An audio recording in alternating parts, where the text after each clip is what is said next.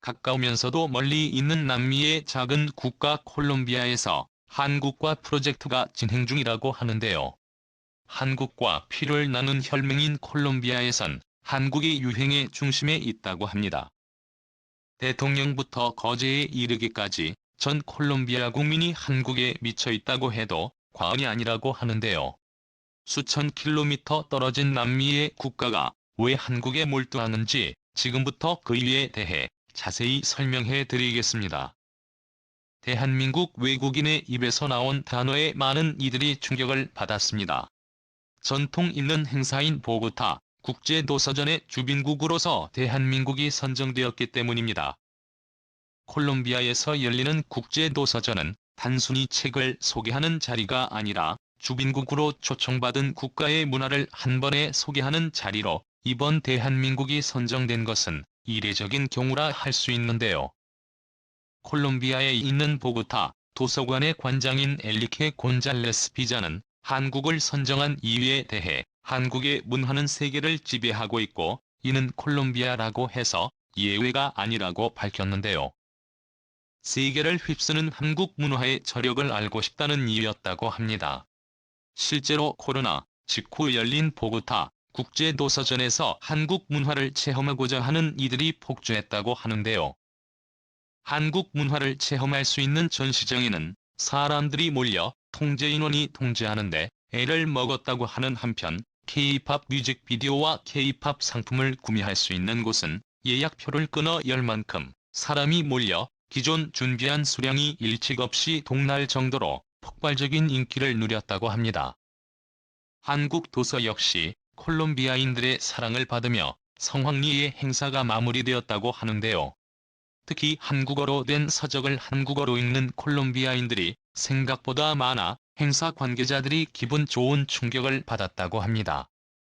스페인 극작가 페데리코 가르시아 로르카의 피해 결혼을 한국식으로 각색한 김복기 무용단의 작품은 현지 관객의 관심을 끌면서 한국에 대해 콜롬비아인들이 많은 사랑을 보내줬죠. 전 세계적으로 한류가 인기를 끌고 사랑을 받았지만 그 중에서도 콜롬비아는 한국에 대해 수상할 정도로 진심인 국가인데요. 한국과 관련된 것들은 상류층의 문화라고 생각하는 국가입니다. 예를 들어 삼성에서 발매한 스마트폰을 누군가가 들고 다니면 그 사람은 콜롬비아에서 상류층에 속하는 인물이라는 표시입니다. 마찬가지로 한국의 기아차를 콜롬비아에서 타고 다니는 것은 한국에서 람보르기니 페라리를 타고 다니는 것과 동급입니다. 아무것도 아닌 것도 한국이라는 타이틀만 붙으면 놀라울 정도로 비싼 값에 팔려 물건 구하기 어려울 정도인데요. 코로나가 기승일 무렵 한국산 KF94 마스크는 엄청난 인기를 끌어 다른 마스크에 비해 5배에서 10배 이상의 비용에도 불구하고 물량을 구하지 못하는 일이 일어날 정도라고 하죠. 다른 국가와 달리 콜롬비아에서 이렇게까지 한국이 인기를 끄는 이유는 대체 무엇일까요? 놀랍게도 콜롬비아 지배계층이 주도한 유행이라고 합니다.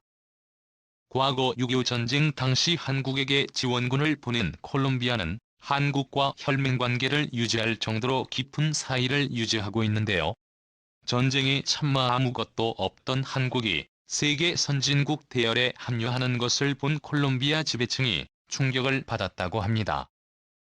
자신들의 도움을 받을 정도로 아무것도 없던 나라가 어떻게 유럽과 일본 등 주요 선진국과 어깨를 나란히 할 수 있었는지 콜롬비아인들은 도저히 알 수 없었다고 하는데요. 후안 산토스 콜롬비아 전 대통령은 그런 한국의 감명을 받았다고 합니다. 콜롬비아가 남미만이 아니라 전 세계에서 이름을 날리기 위해 한국을 따라가는 것이 필요하다고 본 것이죠. 그래서 그는 앞장서서 한국 따라잡기에 나섰다고 합니다. 자친한파로 스스로 칭할 정도였죠. 그가 고후원 산토스 전 대통령이 한국을 방문했을 때 그는 한국이 과거와 같은 위기에 처한다면 콜롬비아는 언제든지 똑같은 행동을 할 것이라며 파격 선언을 했는데요. 이례적인 발언이 오가는 외교 석상에서 보기 힘든 말이었습니다. 그만큼 콜롬비아는 한국 따라잡기에 진심을 보이고 있는 국가입니다. 의 후임자인 이반 마르케스 대통령 역시 한국을 방문해 한국에 보여준 우위를 잊지 않겠다고 말하며 혈맹인 한국에 대해 의리를 지키겠다고 선언하기도 했죠. 말만 한 것이 아니라 실제로 군대는 물론이고 경제 시스템에 이르기까지 한국 물건을 수입하는 모습을 보였는데요.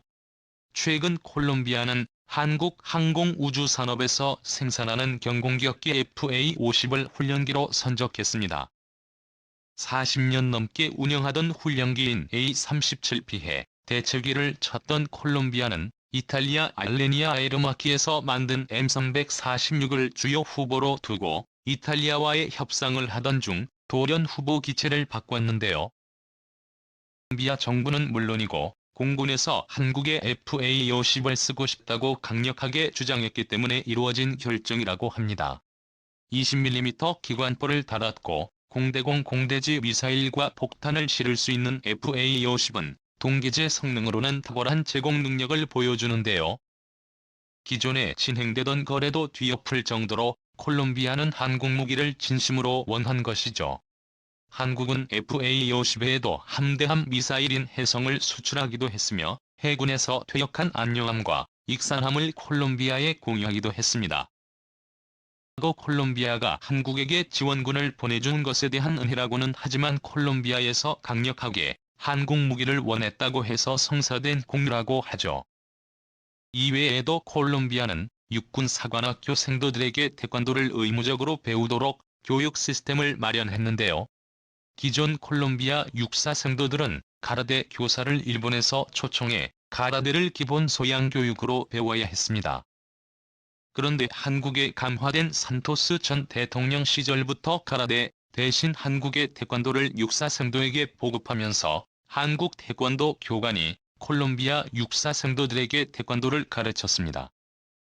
그러나 시계 한국에서 콜롬비아로 태권도 교관을 파견하는 것이 어려워지자 한국은 콜롬비아 유튜브 채널에 태권도 품새와 동작을 자세히 설명한 영상을 업로드해 어려운 상황임에도 불구하고 계속해서 가르침을 줬죠. 콜롬비아 육사 생도들만 볼 수 있었던 태권도 영상을 일반인도 볼 수 있게 되면서 큰 화제를 불러 모았는데요. 한국 문화와 태권도에 관심을 가진 콜롬비아에 일반인들의 관심이 폭증하면서 한국 태권도 붐이 콜롬비아에서 불었다고 합니다.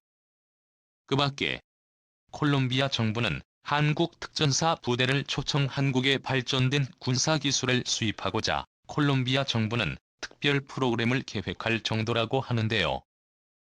심지어 콜롬비아군에서는 태극기를 개양하며 한국군과 비슷한 수준의 군사운용 능력을 갖추기 위해 한국 육군의 훈련 방식을 그대로 도입한다고 하죠. 이처럼 콜롬비아는 군사협력 외에도 한국과 정치경제적 협력을 이어가며 한국의 선진 시스템을 수입하기 위해 정부 차원에서 노력하고 있는데요. 이번 주께 마르케스 대통령은 디지털 정부 도입을 위한 양해각서를 체결하는 등 선진한국의 시스템에 적극적으로 받아들였죠. 지난 OECD 국가들 가운데 한국이 디지털 정보 평가에서 1위를 거두며 효율적이면서 빠른 행정 처리가 세간의 이목을 끌었던 적이 있는데요. 콜롬비아도 한국의 디지털 행적을 배우고자 대통령이 직접 나서서 인프라 설치는 물론이고 기술 도입을 추진하려 했던 것이죠. FTA도 체결하면서 한국과 콜롬비아는 경제 교류도 빈번한데요.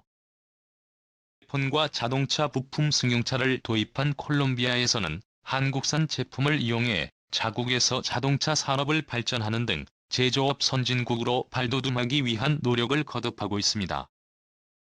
에너지 교류에도 콜롬비아는 한국과의 교류를 통해 남미에서 선두주자 자리를 차지하고자 했습니다. 콜롬비아는 탄소 중립을 위한 재생에너지 사업을 활발하게 추진하는 한국의 재생에너지 정책과 사업 모델에 주목했죠. 특히 수소 경제에 깊은 관심을 보인 콜롬비아는 수소 생산 및 수소 모빌리티 분야에서 성과를 거두고 있는 한국 기업과의 양해각서 체결을 통해 기술 도입을 약속하면서 막대한 돈을 투자하기로 결정했죠.